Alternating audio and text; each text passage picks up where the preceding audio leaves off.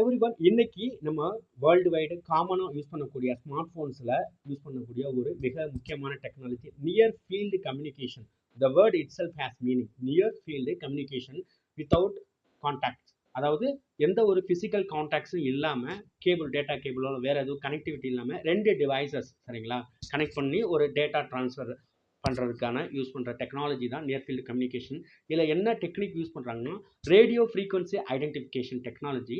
அந்த radio frequency identification technology மூலமாக ரெண்டு டிவைசஸ் இன்னொரு டிவைஸ் அது என்ன இருக்கலாம்னா இன்னொரு ஒரு மொபைல் டிவைஸாக இருக்கலாம், அல்லது பார்த்தீங்கன்னா நம்ம QR code digital payments use பண்ணக்கூடிய கியூஆர் கோடு அல்லது கிரெடிட் கார்டு டெபிட் கார்டு இந்த மாதிரி எந்த ஒரு டிவைசஸ் மூலமாக இதை நம்ம பண்ண முடியும். ஃபார் எக்ஸாம்பிள் கியூஆர் இருக்க மெர்ச்சன்ட்ஸ் யூஸ் பண்ணக்கூடிய கியூஆர் கோடு அந்த சவுண்ட் பாக்ஸில் இருக்க கியூஆர்னு வச்சுக்கோங்களேன். ஸோ நம்ம ஆப்பில் நம்ம ஸ்கேன் பண்ணி பே பண்ணுவோம் இல்லையா.